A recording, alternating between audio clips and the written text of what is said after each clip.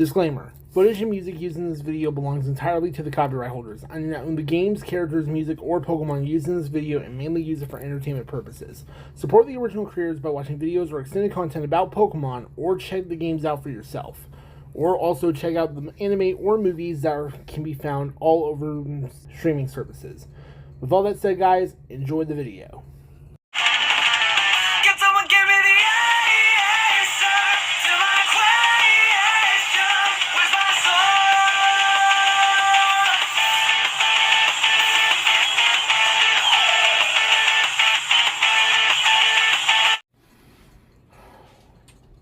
Why was Giratina banished? Was there a great war between humans and Pokemon? Where is the player's father? These are some of the biggest questions in the Pokemon franchise, but today I'm going to answer all three of them and more with just one single theory. Get ready for what is quite possibly the darkest Pokemon theory of all time. This is the Arceus theory.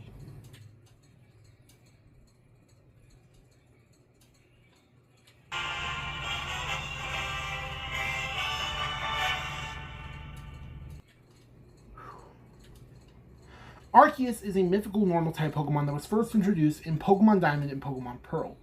It is often cited, according to across the Pokemon media, as the alpha Pokemon and the one who birthed the entire universe, according to the Pokédex. Because of this, it's often essentially cited as Pokemon's version of God. However, despite it getting that title, it wasn't the only one that created the world. It, alongside three more Pokemon, the Creation Trio, did. Those being Dialga, which controls time, Palkia, which controls space, and Giratina, which essentially controls dark matter. But while Dialga and Palkia were goody two-shoes, Giratina was essentially the rebel of the group. And as such, according to the Pokédex, its violent actions and rebellion against Arceus essentially led to it being banished to an alternate universe where it would harm no one ever again. That universe being the Distortion World, where everything is essentially backwards. Years later, however, in the video game Legends Arceus, Giratina would eventually be able to get free thanks to the help of the villain Volo and attempt to destroy Arceus' world. However, after it was defeated, it ended up changing and wanting to protect the world that it tried to destroy. It's essentially the story of God and Satan, but with giant dragon monsters. But with as cool of lore as the Pokemon universe has when it comes down to these two characters, this leaves one major question. Why was Giratina banished in the first place? Well, here's the interesting thing about that. It's never been explained in the games, or even in the Pokédex entries, why Giratina was banished outside of it saying that its violent actions were the cause. We never actually learned what actions led to Giratina's banishment, but despite this, but even with all this in mind, we know Giratina isn't as bad as one would think, especially in the anime. In its debut in the movie, Shaman and the Giratina and the Sky Warrior, it helps the anime versions of Shaman, as well as Ashton and Brock, try to save the Distortion World from a villain named Zera, a man who tried to use the Distortion World for his own sadistic goal. And in Arceus and the Jewel of Life, it helps the trio, as well as Dialga and Palkia, try to save the universe from Arceus, who was attacked by Market, a man who thousands of years ago tried to use Arceus to gain immortality to his homeland using this, the Jewel of Life. This also proves that Arceus isn't as heroic and kind as the games claim it is. It literally tried to destroy all of humanity because of what one human did years ago. Okay, let's calm down a little bit. So, there are obviously several contradictions about these two, with neither of them being as black and white as the games try to make them. But why does this matter? After all, these two did all of this junk like over hundreds and hundreds of years ago. So, no harm done to the modern day people, right? Well, that's what I thought at first, so I tried to ignore this. However, the more I thought about it, the more I realized how much this could have actually have consequences on not just the humans, but even Pokemon as well in the modern day. And that's when I truly realized something disturbing about this. Don't go anywhere, the theory's just begun.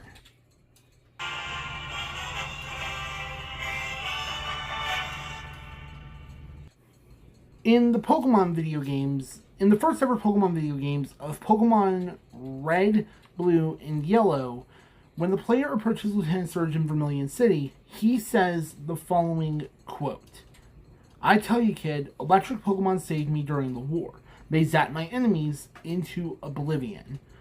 When the player approaches Surge again in the remakes Fire Red and Leaf Green, he says it as well, but those are remakes, so they don't count for the sake of this story. But ignoring the possibility of Surge killing someone, what war occurred in the world of Pokemon? Like, was it a war with Johto, Hoenn, or any of the other regions? Like, there's no actual proof of this being real, since we never actually see it in any of the mainline games. So it's likely just the developers trying to sell the idea that Surge is a legit lieutenant. I mean, there's no actual proof of a war that happened in Pokemon. Right? Well, when we actually take a look at the regions that make up the world of Pokemon, we can see that the regions could have actually had a massive war going on. And it very well could have been the war Surge fought in. So, I did some research, and there are 4 solid pieces of evidence that prove this. Those being the following. Those being a lack of authority figures, the evil teams running around, certain Pokemon being rare or extinct in areas, and your father missing in your life in the games. The first category is the most evidence-based, that being the lack of authority figures. This is something that happens in not just Surge's home region of Kanto, but also in the other regions as well. Outside of huge, big names in the Pokemon world, like the Elite Four, Champion, and Gym Leaders, the only authority figures that we see in these regions are the professors. This actually leads us into the next part. of the theory, that being the evil teams, which run around, with some evil team members and with some of the evil teams throughout the regions, like Team Rocket and Team Flare, attempting to use the legendary Pokemon in their areas, like Mewtwo, Xerneas, and Yveltal, for their own sadistic goals, like trying to sell them or trying to control them. This also leads us into the next part, that being a lack of certain Pokemon. With some Pokemon like the legendaries and the starters, as well as other non-starter legendary Pokemon like Farfetch'd, Yanma, and Murkrow being extremely rare if nowhere to be found, some Pokemon like Watchog are missing from other regions and are only found in their native regions, though some exceptions are available. We also see Pokemon like Gligar and Nosepass being unable to evolve unless in certain areas or regions. For example, the Nosepasses in Hoenn can't evolve into Probopass, and the Glygars in Johto can't evolve into Gliscor. Then, in later games like Sword, Shield, and Sun and Moon, we see regional variants only native to certain areas like Alola and Galar. But whatever, these are just probably game mechanics, once again, like earlier with Surge. But the more I think about it, it did make me wonder, what happened to the Pokemon in those other regions? Well, here's something that we know in the Pokemon world. We know Pokemon can die or go extinct, as evidenced by the fossil Pokemon, as well as the Pokemon in Hisui that went extinct years ago before Hisui became Sinnoh. And also with the death of Marowak in the Kanto games, and the Pokemon Tower in Lavender Town, and the Howley Cemetery in Alola. Jesus Christ, what is it with this game franchise, this children's game franchise, mind you, and a bunch of death? What the heck were y'all smoking, Game Freak?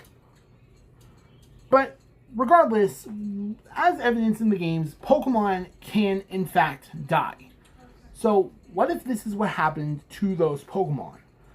What if they went extinct in certain areas, and the Pokemon that exist, with some being able to evolve, lost the ability to evolve in those areas, and as such are only stuck at their pre-evolutions?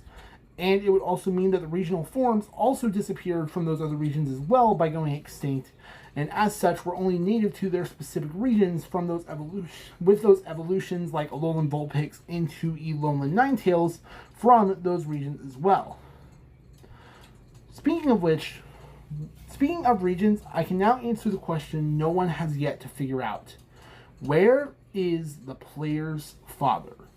It's one of, if not the biggest questions in Pokemon ever, and outside of Pokemon trainers like Norman, we never really see any other fathers in Pokemon. And it's not just us. We don't even see the rivals of the fathers of the rivals as well, outside of Professor Birch. Man, Gen 3 really likes their dads. But outside of them, none of the fathers of the other players show up. But why?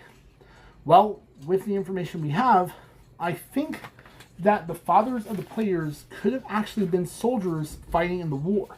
This will also explain why in some games the player is moving away from regions like Kanto with their mother, likely as a way to keep out of the conflict. And if you still don't believe me that this war could have happened, then I see my best piece of evidence yet. In the Pokemon games X and Y, after the player finds Lysander talking to AZ, we learn that AZ's Floet, a Pokemon that he received from his late mother, fought in a great war that existed almost 3,000 years ago. Not only does this prove that the war has indeed happened and Surge fought in it, but the war has been going on for centuries at this point. But this does leave one major question. What caused this war to happen in the first place? Well, from what we learn in the flashbacks that AZ was talking about, this war seemed to have been a conflict between two sides that used a lot of Pokemon, and the conflict has been going on for 3,000 years at this point. And doesn't that remind you of something? A Pokemon who caused a great conflict that had massive consequences on the world for thousands of years? Okay, clearly Arceus was ticked off by what Marcus did to it, but there's no actual proof that Arceus was the cause of the war. Right? Right?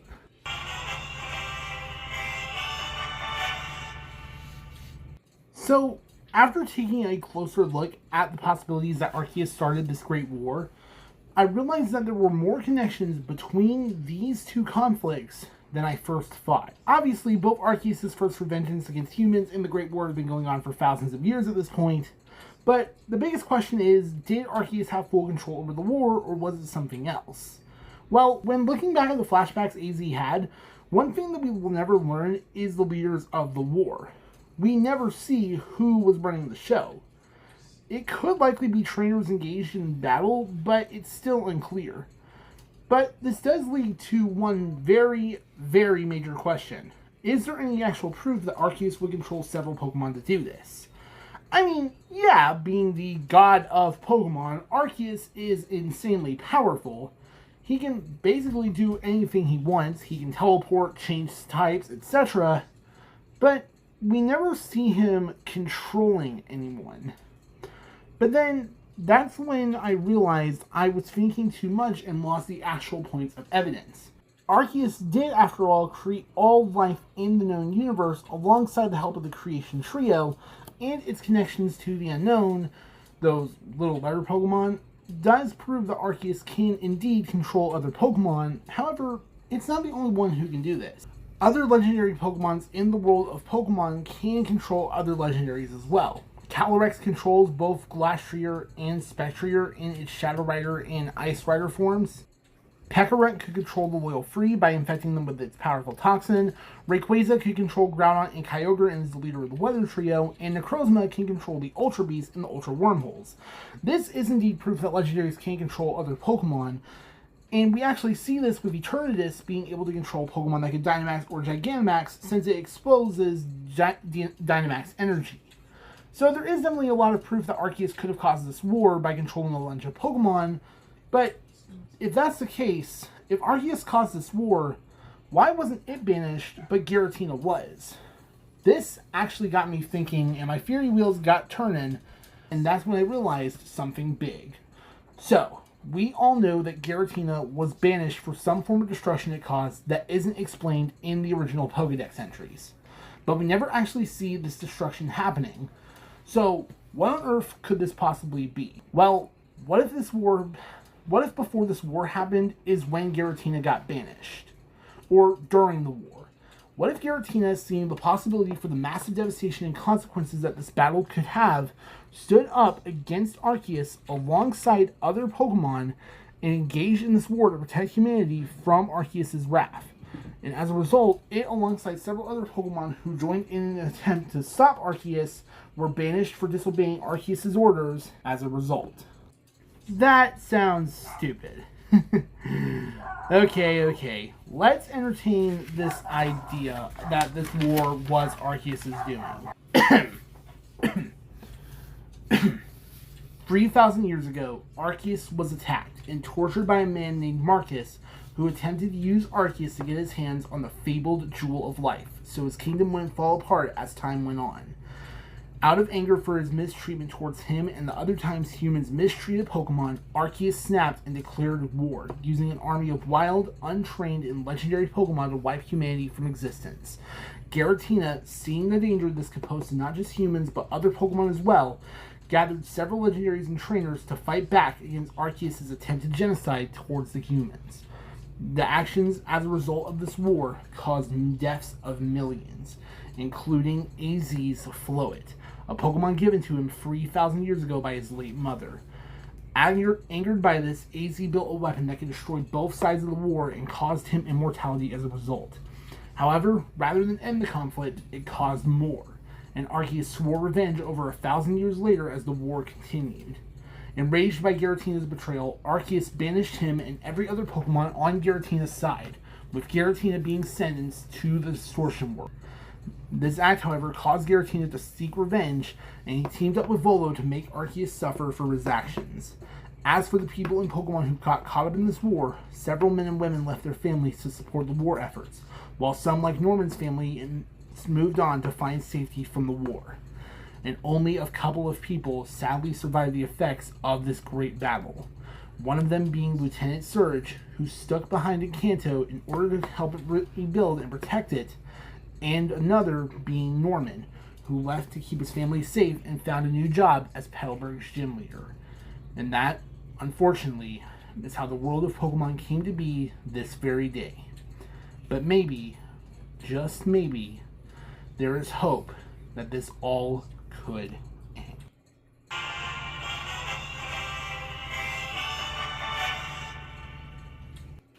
Now, as much as I wanted to end the video on this mysterious possibility that the war is going to continue like it has for like thousands of years at this point, there is one major thing that contradicts my theory. The Pokemon world at the time of Generation 5 isn't at war anymore.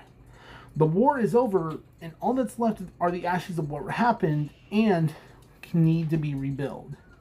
Now, there is still a possibility that this war did cause families to move away due to the effects of the aftermath, making regions unsafe, like how Elio, Celine, Caleb, Serena, and their moms moved away from Kanto. But this still does leave one major question. Why did the war end after Generation 5? What happened for this thousands-year-long conflict to finally come to a screeching halt? Well, I think the answer comes from the movie Arceus, the Jewel of Life. In this movie, Arceus returns years later and begins to cause massive conflict, only for the Creation Trio to step in and try to stop it. Dialga then sends Ashton and Brock back in time to stop Marcus before he can use the jewel to try and create immortality, and they do succeed. They help Deimos restore the jewel to Arceus and fix the timelines from being erased. And I think this is what caused the war to finally come to an end.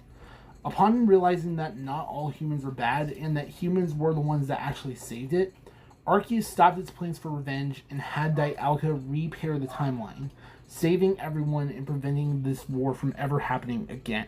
Out of grief for what he had done, Arceus tried to repair the damage he caused, and using his power, he assigned several legendary and mythical Pokemon together to keep the peace and make sure this wouldn't happen again.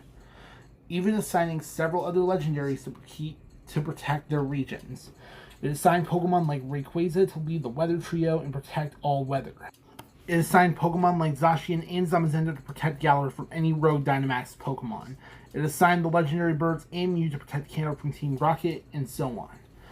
Even going back in time to the day that Giratina worked with Volo, and with help from the player, took down the duo, and as a result, end the damage Giratina would have caused to the entire universe, and allowing the two to regain the respect they once had and protect the very world they created, giving us a happy end to what was ultimately a rather bleak story. And that, ladies and gentlemen, is the Arceus theory. Thank you so much for watching. Hey guys, it's Echo, and I just want to say a huge thank you to everybody for watching this video. I hope you all enjoyed it, and I'm really glad I made it. Sorry that it took so long, it's just this is my first ever Fury video that I ever did, so it took me a while. But regardless, I hope you all enjoyed it, and I just want to thank you all for all the support over the years. And I'm hoping that I continue to make you guys smile. And once again, I do want to apologize if this video took a while. It's just, this is my first ever time making a Fury video, and it took forever. The editing, the voiceover, and stuff like that. It was just really difficult. But I really do hope you guys enjoyed. And if you did enjoy it, I just wanted you all to know, if you guys like my videos, be sure to leave a like, comment down below what your favorite parts of the video are, subscribe if you haven't already, and until next one, guys, take care.